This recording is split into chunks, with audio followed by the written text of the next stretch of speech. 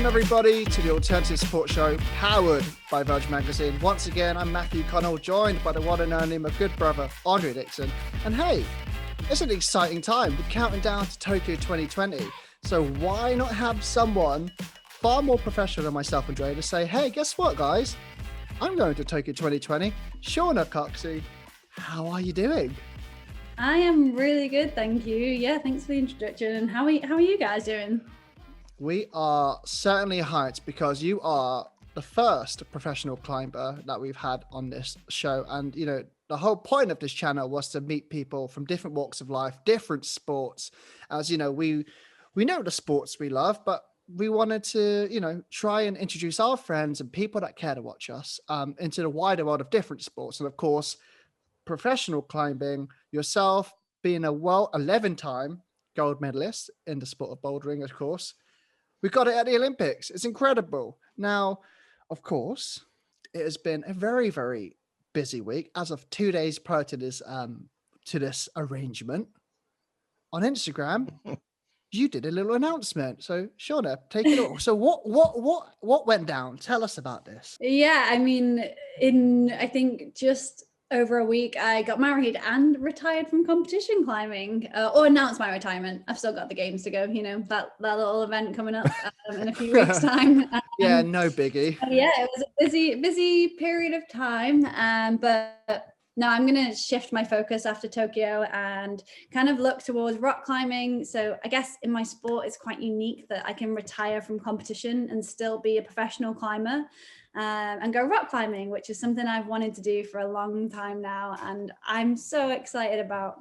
Just the reaction, the support has been really impressive, and I'm sure for yourself and Coach Leah, it's been a very difficult, thing to process. For yourself, do you think it would have happened any differently as far as timing wise if Tokyo 2020 wasn't happening, or was there something, you know, from having knee surgeries to wrist surgeries, you've kind of seen it all? Where do those seeds kind of start going, okay, we need to start thinking about this? You know, way back when the Olympics was announced, I was in a process of coming back from injury, and I won the overall title for the World Bouldering in 2016 and injured my shoulder at the last event.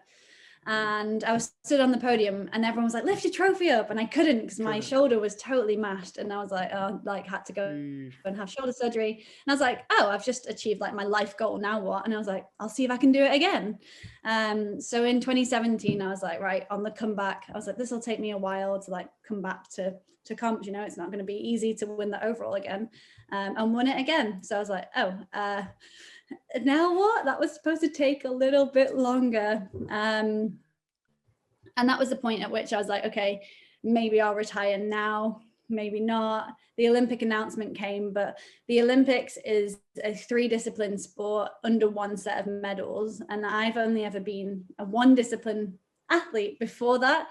So deciding whether or not to try and do the games in itself was huge for me, and it took a long time to take ownership of that decision and actually start that process. So yeah, it was like okay, let's see if I can qualify. There was no guarantee at all. So yeah, fast forward to 2019 when I did qualify, I had the flu and was like super ill. I had this knee injury that I later had surgery on, and then walked away from that event with a bronze medal, just totally baffled and confused. And yeah, and then 2020 was 2020. So I think if I look back to where I was at winning that second world title, and being ready to kind of shift my focus at that point and deciding to do the games and focus on that, it felt like a chapter, and I guess that chapter's coming to an end. So yeah, it feels so right to focus on rock climbing. It's something that I would really love to do and have wanted to for a while, especially during like the prime of my career. And I'm not going to get a bigger event to end on than the games, especially climbing's first time at the games. So yeah, it's just kind of a fitting end, it feels like.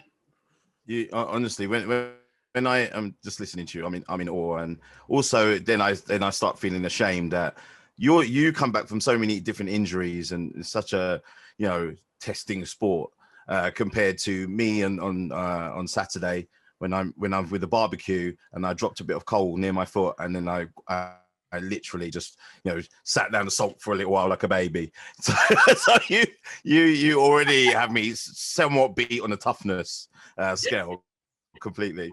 Like me, I maybe can come back from injury, but I get a splinter and it's like the world's ended, So it's all relative. The splinter, completely undefeated, no matter who you are. Now, does this mean that obviously I've checked out your YouTube channel and it's amazing. I love it. But does this mean that we actually get to see more of you on the YouTube channel coming up? Because obviously you haven't been able to upload for a while, and obviously you can see the reasons why. Yeah. So it's something that during lockdown, I was like, I finally have the time to pour some energy into this. And it's been something I've wanted to do for a while. And I'm really active on Instagram and a few social channels, but Instagram, I don't like doing things by halves, in case you've not noticed. I like to commit to things and be fully invested. So yeah, with YouTube, it was like, okay, I've got the time to do this now. And the content was so well received. And it's something that, I'm getting messages daily, like, when's more content coming? Yeah. There's bits that are ready. And yeah, I'd love to do more of that sort of stuff in the future. And I've got so many ideas. I have a book about this thick of ideas for whether it's YouTube content or book ideas, all sorts. And then I also do so much outside of just climbing as well. So yeah, I feel like maybe post Tokyo, it'll be a landscape I'm able to assess a little bit more easily. Maybe, I don't know. Let's talk Olympics. What was the specific tournament, or how did qualification work? Of course, having a new sport in the Olympics, how did it work? Was it one isolated tournament? Was it a body of work that, or body of, wins that kind of gets you qualified? How does that normally work? Of course, it wasn't that simple. It was complicated. Luckily, I qualified at our first event, which took place in Japan, just outside of Tokyo, in 2019. And then 7 or 8 athletes qualified there. And then there was a second event in November, which was what I was actually training for. So I kind of written off the first event, was like, I'll go to that, get some experience, and focus on this one. So it was actually when I qualified, we were like, the plan's a bit different now. And then after those 2 big qualification events, it was down to the continentals. And at the continental events, it was one person that got selected. So it was super intense. And that was all going on during COVID times for some of them. And yeah, it was wild, but the selection process wasn't simple, but it kind of worked out, I think, in a good way, so that we got a really great diversity and display of athletes at in our event at the Games. We're tuning in 2021 for the 2020 Tokyo Olympics. Crazy world, but here we are. How does the formatting work for us, fans that might be new to it, tuning in, going, hold up, this is cool. What's the deal? Yeah, so the sport of climbing was awarded 1 set of medals for the 2020 Games, and our federation had to decide whether to choose one of our competitive disciplines or to combine them all as a 3-discipline sport under the 1 set of medals, which is what they did. And it's really difficult to train for, and it's really difficult to do, but it's right in the sense that it will showcase the diversity in our sport and how much how different all the disciplines are, but yeah, all together under that 1 set of medals. So there's also hope in the future that we'll have paraclimbing in the Games in the future as well, in the Paralympics. So yeah, as it is currently, it's speed climbing, which is kind of self-explanatory. How fast can you get up the wall? And it's our only discipline where we go head to head, which will be in the finals. But yeah, in qualification, it's about getting that fastest run that you can get. And that wall actually never changes. So it's the same all around the world and has been for a number of years. So there's a world record, and there will be an Olympic record for the first time. And then after that, we do speed climbing, and then we have a low rest, and then we do bouldering same day. Bouldering is climbing not so high off the ground, above mats, on many different shapes, angles, movements. It's really kind of a lot of different things going on, and we never know what we're going to get. So there's no practice time We walk out from isolation, have 5 minutes to climb what's in front of us, having never seen it, and we never get to try it ever again, which is probably the hardest bit if you don't do it. After bouldering, it's a little break again, and then we go into lead climbing, which is climbing with a rope, clipping it in as you climb, so much higher, more endurance based, kind of fighting that forearm pump, that like grim pain that's going on in your forearm from the lactic acid. And gravity as well, you know. Gravity. So also undefeated, gravity. In climbing. So it's a combination. Your results from each discipline get multiplied together, and the top 8 go through to the final, which is the next day. And then in finals, you get as short as 20 minutes in between the disciplines. It's like boom, boom, boom. Yeah. Wow. I mean, not to shame other sports, because that's not what we like to do here, but shame on the people who do like javelin and shot put, because these are like just to throw things and you get a medal. That's like, of course, congratulations to the ones that will, you know, become medalists. But that is a pretty loaded kind of, you know, that's a loaded event if there ever was one, and the physical toll that will take. I mean, I'm pretty sure javelin feels pretty physical. Yeah, but you know, the way it's compounded, you know, your triple disciplines is impressive. I guess, like, for going into this, and you know, we had an interesting chat with the guys and girls with rugby sevens going in with Team GB, with Abby Brown, Dan Norton, Dan Bibby, and they had the experience of competing at Rio. So it was interesting hearing their kind of how they processed, how they learned from it, and also how they transitioned into normality. Shauna, for yourself, do you look at it like it's a normal tournament, or have you even gone out the way speaking to other people that have competed at previous Olympics just to tap into some advice and know-how? Yeah, of course. I have friends that have done previous Olympics. Like, in the world of athletes, I guess you meet people from all different walks, especially with sponsors, you know, speaking to other Redbull athletes, speaking to other Adidas athletes. But I think in a way, climbing's at the advantage in the sense that we don't have any past experience, because this games is going to be different. So for us, we have no expectation, you know. It's like, going to be different to what? Like, we don't know.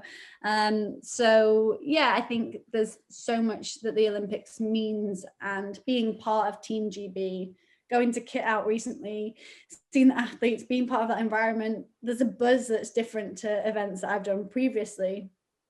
But for us, going out and performing on a stage, on a climbing wall, like, that's my bread and butter. You know, I've been a professional athlete for over a decade in climbing. So performing on that stage, you know, experience is the one thing you can't train.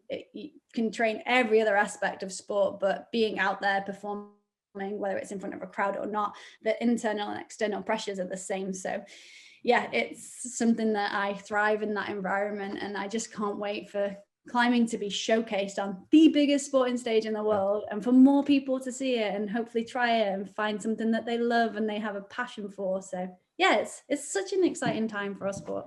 Exactly. And climbing since the age of 4. So, you know, you got it covered. We're feeling pretty good. I'm feeling confident, Dre. I think Shauna's got this covered. I think you know, Shauna, you've got 2 new willing pupils when you're finished with the little tournament, the Olympics. You know, to be able to teach us. I mean, that's the real test now, to get me right up the top there, or even halfway. Not test, mate. You will be up there. No, no question. Yeah. So I mean, you sound like you're ready to go, like, already. Like, so when do you actually head out to Tokyo? We leave, I believe, on the 26th of July, because our sport's quite late on. So yeah, it's a little, I say a little while, but it's pretty soon, actually. It's pretty soon. You better start packing now. Yeah, my bags, went to Kit Out recently, and they give you all of this kit, and they're like, you need to take all this to Tokyo. And I'm like, perfect, it's already packed. All right, yeah. I mean, but besides that, what's the other prep that you have? So right now we're just kind of in like the final preparation stages. For me, I've never been someone that's motivated by medals, and every single medal I've won, my goal's not been to win a gold medal. It's been to give a performance that I'm satisfied with. And that's no different now. And it's something I've learned throughout my career, is I'm in a sport where you are not against another person directly. Even when you go head to head on speed, your performance on that route doesn't impact theirs. Yeah. So it's so much about that internal processes that you go through to feel what you need to feel to give that best performance. And for me, if I'm like content, if I'm happy and healthy, that's where I need to be to perform well. And for me, performing well looks like a smile on my face at the end of it all. You know, it doesn't look like a medal. It doesn't look like the traditional success that people might deem. It's so internal for me. So yeah, the preparations are all about being in that good space. Like my coach Leah is incredible, and we have such a good time, and that doesn't take away from the serious hard training that we do. But you know, everyone is happier when they're joyful and smiling, and surely everyone performs better when they're happy. Maybe not everyone, but I do anyway. Honestly, training wise, do you climb all the time, or did you do anything differently going into this at all? A lot of climbing based training for sure. Yeah, training for the 3 disciplines is how do I put it, really hard. It's just so demanding, because obviously before I was a boulderer and a successful boulderer, and then suddenly you're expected to take on 2 new disciplines but still be the best you've ever been at bouldering, and it's like, wow, that's a lot to ask, you know. So training across the disciplines presents so many different challenges, and yes, they kind of overlap a little bit, but it's not just the physical side of it, it's the mental side of it as well. You have to be in a different mental space for each discipline and then transitioning between. So yeah, there's been a lot of preparation, kind of mentally, physically, on the wall, off the wall. It's like this impossible juggling match that we're all trying to do, spinning all these plates and juggling at the same time. Personal items, of course, like you mentioned, got kitted out. It's all nicely prepared for you guys, of course, as rightly so and rightly deserved. Team GB, come on, we are hyped. For yourself, what do you normally take maybe to World Championships, but what are you planning to take with you that maybe, you know, the team or, you know, your coaching might not bring for you? Yeah, it's funny you should ask that, because I'm quite meticulous about packing my bag. So I always pack my bag the night before I'm going to a comp or if I'm going out climbing. And I think I'm the type of person that turns up on holiday with a suitcase that's way bigger than everybody else's. And it's the same when I go to out climbing or go to a comp. But I'm also the person everyone comes to when they've forgotten something, because they know I'll have. Oh, really? What you're that? Oh, okay. Exactly. I don't know what they're going to do without me when I retire. No trouble. But yeah, I have like my shoes, so my climbing shoes and my chalk. Of course, they're like the essentials for climbing. But I have like my little like pre going out to compete routine. So I like have my towel, clean my shoes, and like have them sat in front of me. And then I usually have some music on and a can of Red Bull. And it's like I open a can of Red Bull, take a sip, put my shoes on, and then it's go time. And that's been the same for the last decade of me competing. You know, it's funny because I always say, oh, I stay away from rituals and routines. And then my coach is like, no, you don't. I'm like, oh yeah, I kind of do have all of that. I've just never acknowledged it until recently. Yeah, I mean, you touched on it just briefly just there, you know, nutrition wise, like, you know, obviously you mentioned what you're drinking. I get that. And so what is it that, you know, normally your routine for drinking and eating to get fueled up for the actual event? Yes, so I love having a smoothie before I go out to compete, and it's usually because I don't want to eat something, like nerves or just not wanting to feel heavy. So I take like whatever I need to make smoothies. Like literally, I'm that person in the hotel that's like with my smoothie in the morning. I'm sure the neighbors love me. And then in the morning, usually I'll have smoothies, some orange juice, like water and coffee. And then my coach is like, how do you drink so much liquid? And I'm like, I like to be hydrated. But I have a lot of liquid apparently in the mornings. And then it depends at what time I'm competing as to what I consume and what I eat, and also where in the world we are, because if we're somewhere where the food's really different, it's not worth risking kind of like feeling different before competing. So sometimes we'll travel with food, and other times we'll just get snacks. But I always have a bag full of snacks. Like I always have bars in my bag, like fruit and nut bars. I have a little pot with nuts, dried fruit, chocolate, and then like bananas and all sorts. Like I'm like the snack queen always. I love snacking because I'm so grumpy when I'm hungry, and it's just, I know that I'm not fun to be around, so I wouldn't want to put anyone through that. I understand the snacking bit. I mean, from someone that is MBE, my 3 letters is KFC. That's normally my go-to on the snack front. So that's no royal honor. You don't go to Buckingham Palace or KFC, that's for sure. But also congratulations. That's incredible.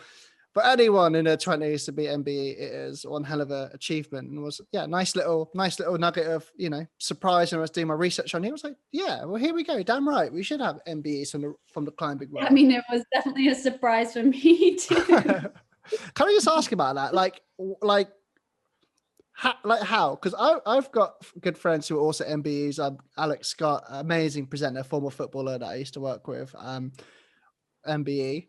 How does this work out? Like, how do we get? It's like, it's an amazing list to be a part of, and of course, you've had England footballers recently join that list. How did you find out? What was the criteria? What did you do? How do we get onto this? I was actually away, and I was away competing, and my other half, now my husband, rang me and was like, "You have a letter from the Queen," and I was like, "What? Like, shut up, I don't." And he was like, "I mean, I'm really not supposed to open it," and he's probably committed like treason or something. And I was like, "Well, you need to like, do I have to come home? Like, have I done something wrong?" I was like, "Is it a speeding fine? Because I've had a few of them." He was like, "No, the Queen doesn't send out speeding fines." And I was like, "Oh, okay, that makes sense." So he opened it and he was like, "You've been nominated for like an honours." And I was like, "Oh, shut up, no, I haven't." And he was like, "No, you have." And I was like, "What?" He was like, "You need to say whether you're going to accept it or not before this date." And I was like, "Am I home in time? Like, is this going to work? Like, what even is this?" So yeah, it was for services to climbing. And I think because 11 years ago now, I set up the Women's Climbing Symposium, which is an event to connect, develop and inspire women in climbing. I'm a trustee for the charity Climbers Against Cancer, and I do a lot of work within the community to I was just really passionate about having a positive impact on the development of a sport that's given me so much. And more recently, I sit on the International Federation Executive Board as an athlete representative. So yeah, I do quite a lot to try and like shape a really good future for our sport. And I guess that was recognized. I don't know. I still have no idea who nominated me, and I'd love to know, because I'd love to thank them, because it was such a special day.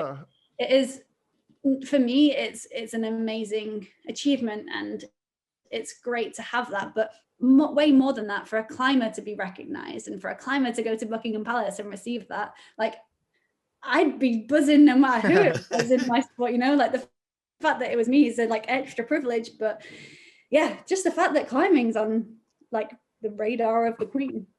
We need to find out who did this nomination. That's an incredible thing. But also, like, Shauna, like, this is one thing that was so obvious from the detail you went into on the YouTube channel to, you just look at your Instagram and you bleed climbing. It's not like it's a gimmick. It's not like you're trying to be like, oh, hey, I'm the climbing girl. And that's really like what you're about. And I remember watching some Redbull YouTube content with yourself and Rob Warner, and just the way you were teaching and helping him, convince him that you were going to jump from where you were at to like an insanely high up, blue boulder to grab. And I was thinking, but the confidence that you kind of like, no, you could do that. It's all in the bum. It's all in the glutes. And I was thinking, can you convince anyone? Like, I would be convinced thinking, yeah, I can do it. So of course, like, that's the thing, anything. Climbing's for everyone. And, right. Like, I get asked all the time, like, who inspires me? And I'm like, the person next to me who's trying really hard and having a good time and pushing themselves, like, just like Rob was on that day, like seeing him be absorbed in that process, seeing him smiling, laughing and achieving something he didn't think he could do, like, that is so magical. And yesterday we had a bunch of people come on the Olympic wall and try climbing, and some of them had never been before, some of them were like experienced climbers, but we were all in that space together. And climbing has this sense of togetherness, and yeah, it's you and the wall and there's that challenge, but you're all in that space. It's not like elite go over here, beginners go over here. It's like, no, a climbing wall's for everyone. You might be on different climbs, but yeah, it's such a beautiful sport because it can be so many different things to so many people. Well, Shauna, if there's anything that the next generation will benefit from your retirement, will be your passion, your excitement, and your knowledge and experience. To be able to say that after July, after the summer, as we will have an Olympian that can help, train the next generation. So we just want to say from myself and Dre, thank you so much. We are backing you all the way. We are excited, and we have no doubt that you've got it covered. Let's be honest. We're very excited to see you get down in Tokyo and do it. So we just want to say thank you so much. Get up, that's the point. Yeah, get up. That's the point. Sorry, don't go down. Yeah. We want to see you get up and like you said, it's amazing that there's no pressure on yourself to get the medals. It's to make a hell of an experience out of it. So, Shauna, MBE, we are excited and good luck. We can't wait to see you. Thank you so much. Lovely to meet you, and let's go climbing sometime in the future. We absolutely will. We will be there ready for you. You gotta have patience with us though. That's it. Olympic trained Matt and Dre. Here we go. Shauna, thank you much. It's been great to meet you.